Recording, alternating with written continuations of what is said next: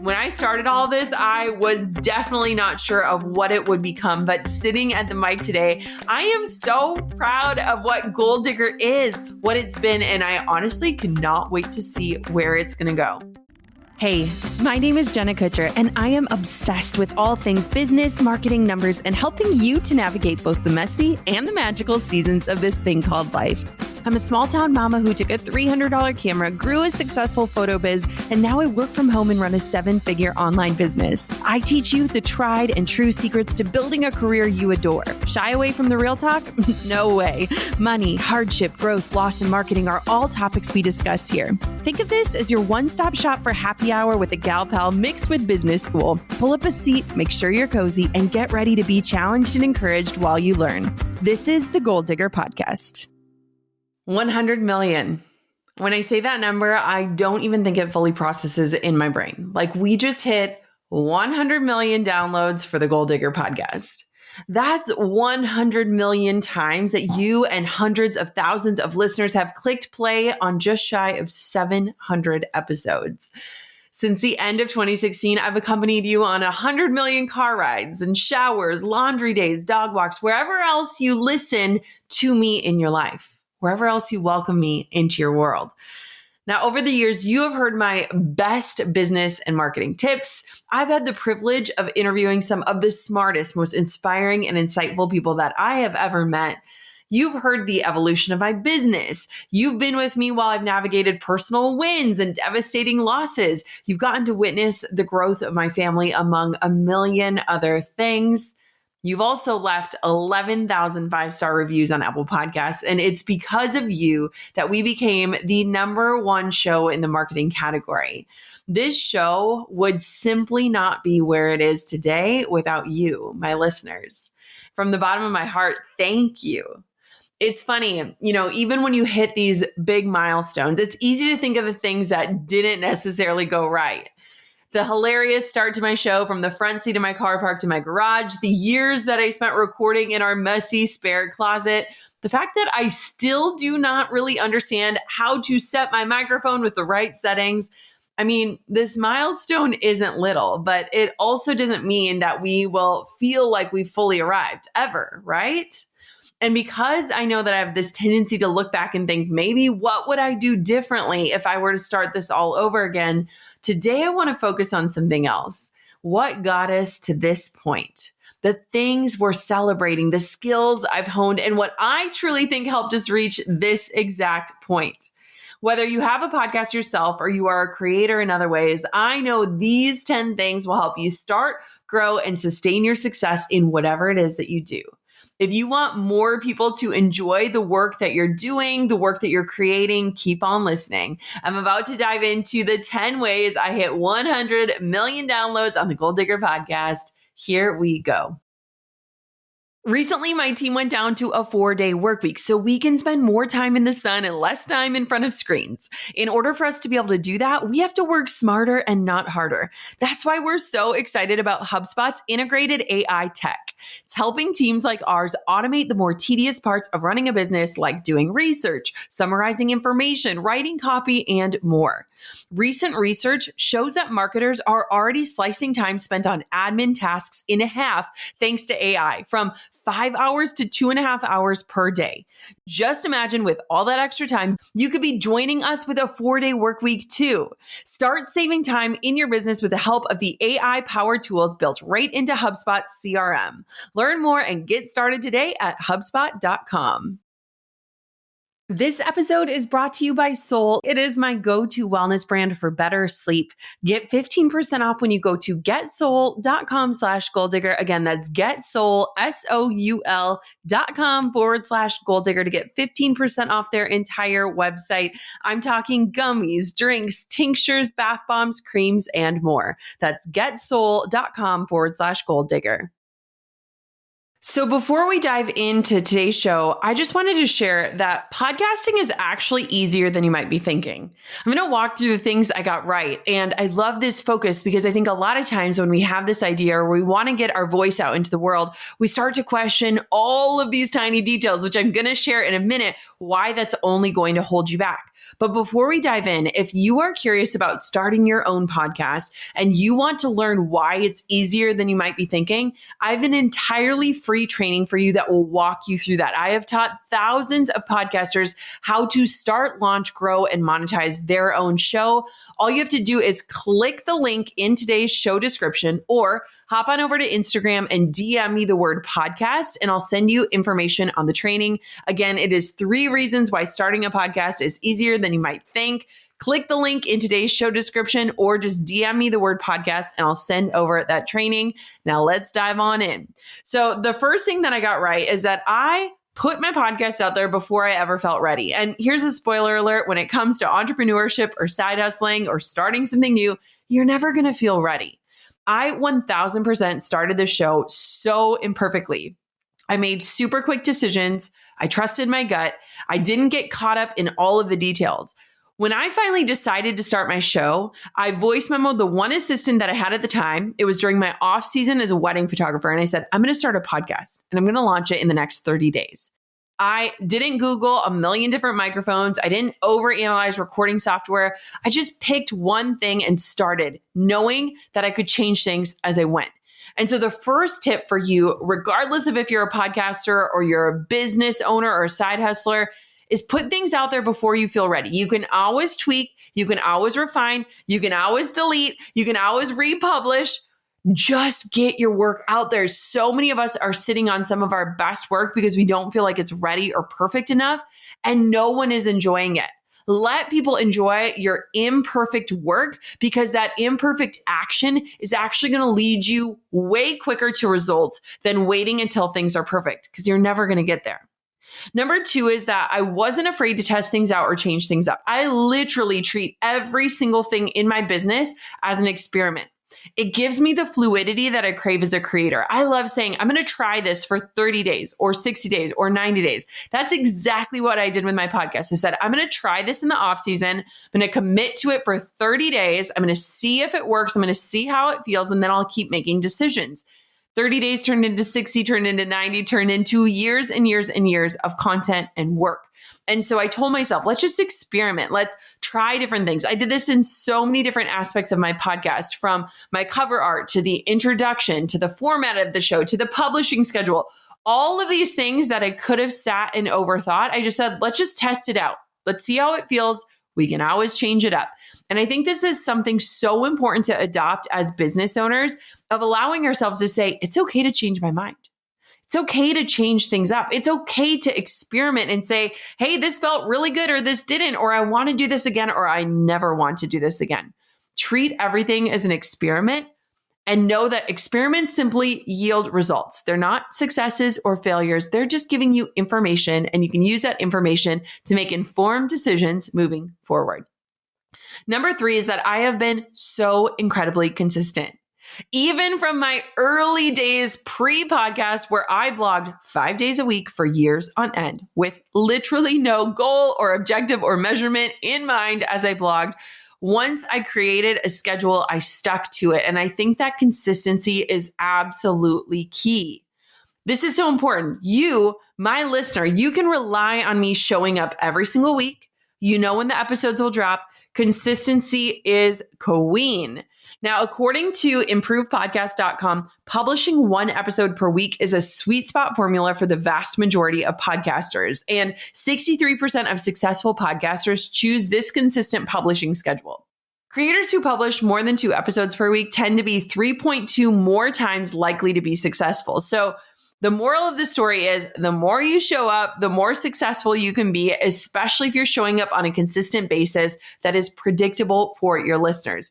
What I say is, start simple, get fancy later, start with 1 show per week. The more comfortable you get, the more systems you get, the more workflows you get around that, then you can always add on to it. So when I launched my show, it was 1 day a week. It was interview only, which is wild to think about. And now it has been consistently 2 days a week. There was a time where I experimented with 3 episodes per week and then said, this isn't quite working. We went back down to 2. And so again, don't be afraid to test things out, but make sure that consistency is at the forefront of how you are planning this. Whether you're going to show up weekly, bi-weekly, once a month, let people know what they can expect from you, and then make sure that you absolutely deliver. And if you really want to go for it, under promise, over deliver every step of the way, but make sure that consistency is a part of your plan and your commitment. Number 4 is that I focused on community. I truly believe that I have built an incredible space where people can come together, where they can learn from each other. Like, I started this show because I wanted more community in my life. When I began the Goal Digger podcast, one of the biggest drivers of starting this show was that I wanted to have conversations with other people who get it. Like, entrepreneurship is so lonely. It's so isolating. It's hard to connect with people who understand the grind, the hustle, the responsibility, everything that goes into it. And so the ultimate goal when I started the Goal Digger podcast was to have these conversations with people that I was having offline, to bring them online, to help more people feel seen and heard and understood, and to feel less alone. And focusing on community is something that I think a lot of people miss out on. They miss out on creating a movement with their brand, with their service, with their offers. Because when you create a community, you're creating a safe space for people to connect that have something in common.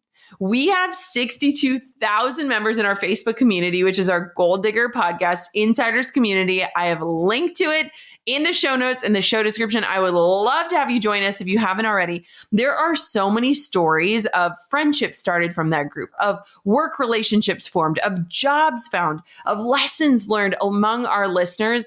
And I love that we've not only created this one-way dialogue of you listening to my voice, but we've created this two-way connection where you can share, we can all grow together. I love the saying or the quote, "A rising tide lifts all ships," because I think that's what you want to create when you create a movement. You don't want to just create an offer, you want to create a movement. And so focus on community and how you can connect like-minded people together. It is something so powerful. And again, if you haven't joined our Facebook community, please do so. I would love to have you inside of it. Number 5 is that I collaborated with and have learned from so many other podcasters. I absolutely love connecting with other people in my space, whatever space I'm talking about, but specifically here with other podcasters. It is so awesome to talk with other podcasters and ask them, what is your process? How do you plan your show? What does your outline look like? What does your team look like around it? What excites you about your show? What do you hate about your show? I think it's a really powerful thing when you start to build something up to bring other people into your ecosystem that can have influence on you and to invite the right voices to have that influence. I have some of my dearest friends who run podcasts, and I love asking, what's working for you on social right now? Or what's a topic that has really been popping off for you? Or who is an incredible guest you've had? One thing that I love about having a show that does interviews is that I get to ask my guests, who's another voice that I need to invite to be on this show? And so having this opportunity of collaboration, whether it's giving someone a platform, an opportunity to share their story, their experience, their offer on the show, or collaborating with other podcasters to help heighten your experience as a listener, but also to help heighten my knowledge around this space. It's been so awesome. It's so great to talk about some of those behind the scenes that you never really see with the podcast because it's audio only. And so I love that my show has given me this opportunity, this invitation to collaborate with other people who are putting their voice out into the world in this way. And I just highly encourage you. The lesson here is don't do entrepreneurship alone. Entrepreneurship is not a solo sport. How can you connect with other people in your industry? How can you connect with other people in your community? How can you connect with other people who are doing something similar to what you do and not view it as competition, but to really craft a community around that so that you can have true collaboration? I've grown so much, been challenged so much, learned so much from other people in this space. And I love just that commonality, that common thread that you can carry when you get people in a room or in a virtual room or in a text thread that get what it is that you're doing or what you're trying to do. You can't dig your biggest goals without a little hard work, which is why I bet you'll love listening to the Hustle Daily Show, brought to you by the HubSpot Podcast Network. Hosted by Zachary Crockett, Jacob Cohen, Rob Litterst, and Juliet Bennett, the Hustle Daily Show brings you a healthy dose of irreverent, offbeat, and informative takes on business and tech news. With short 10 to 15-minute episodes released every day, you're bound to learn something new this week. From updates about Meta and AI to how Domino's is flipping traditional pizza delivery on its head. Listen to the Hustle Daily Show wherever you get your podcasts to stay up to date on what's going on in business and tech. Running a business and being a present mom can be high stress, and both require focus, energy, and stamina. This is why getting good sleep is absolutely critical, so you can wake up ready to tackle your day. And Soul helps me do just that with their line of products. Their Dream Capsules have 25 milligrams of pure CBD and 2.5 milligrams of melatonin. I have honestly noticed such a difference in the quality of my sleep since taking these. I keep them on my nightstand and they feel like a secret weapon that helps me unwind and rest. All of Soul's products are THC-free, 99% hemp-derived, non-toxic, organic, and sustainably sourced. They have gummies, drinks, tinctures, bath bombs, creams, and even products for your pets. Snag 15% off the entire website when you head to getsoul.com/goaldigger. Whether you're stressed out, you can't sleep, or you're sore from your workout, relief is waiting for you. Again, that's getsoul.com/goaldigger. I cannot wait for you to try it. Number 6 is that I've shared my life beyond just my business. Is the Goal Digger podcast a marketing podcast? Yes. But does my marketing exist to support not only my business, but my life? And the answer is yes. On this show, I have vulnerably shared basically everything from our pregnancy losses to moving across states. I've opened up about things like my home, motherhood journey, my health. I have literally tried to pull back the curtain to share the pivots and the changes in our lives, the evolution of who I am as a human being and a CEO and an entrepreneur. Like, I love entrepreneurship, not just because it's helped me create a profitable business, but because it gives me this life. It doesn't take over my life. It only adds to it. And so if I'm only sharing the marketing stuff, I'm not actually sharing what the marketing affords me. And to me, that's even more important. I love this podcast because I've been able to share my life with you. And honestly, selfishly, I've been able to have almost this log of my own journey that I can look back on to see the growth, to see the hardship, to see the things I did right and the things I got wrong. And I kind of love that. Like, I've always had this connection with documenting my life, whether it was through my blog or through this show. And so I love that I've been able to do that, to share that with you, to let you into that aspect of my life. I think it's really powerful and beautiful. Number 7 is that I have focused very intentionally on diversity in my guests, in stories, in business types, in episode topics. I want this show to represent my audience as a whole, and I am committed to figuring out how to do that. According to insiderintelligence.com, 41% of total podcast listeners are not white. And as a creator who is white, I want to ensure that those listening to my podcast feel represented, which is why it is so important to me to feature diverse guests. Since 2018, I have made it my mission to ensure that at least 40% of the guests on my show are women of color. We've been hovering right around that percentage for years. This has been a focus of ours over the last 5 years and remains at the forefront of how we plan out our show, how we think about our topics. Like, I'm really proud of that number, 40%. And here's something I challenge. I challenge you and other hosts to take a look at how you are working to amplify different voices, different creators, different experiences through your own business efforts and your own offers. We are constantly looking for ways to use my platform to help other people get their stories out in the world. And I don't want to tell the same story over and over again. And so that's something I'm really proud of and something that I've got right. And it's also something that I didn't always get right. Number 8 is I've made my podcast a critical part of my business through monetizing it. From affiliates to joining a network, paid sponsorships to sharing about my own offers. This podcast isn't just a hobby. It's a huge part of our business and revenue. In fact, it's so interesting. When people ask me what I do for a living, a lot of times I'll share that I am a podcast host, and they almost treat it like it's a little hobby, like it's a cute little side project. But this podcast has been a huge part of my business. It's been a fuel to the fire of my business growth. According to lowerstreet.co, podcasts generate around 4 times better brand recall than scrolling ads, pop-up ads, and static ads. Now, this is helpful not only for the ads that I'm running for other brands, but also in terms of thinking strategically about how I'm using this show to share about my own online courses and programs. Not only have we been able to monetize this show through different methods, we've also used this show to do important things in my business, like grow my email list, which has long-term impacts on my business revenue and growth. This podcast could be my business, and I never went into it thinking of it as that.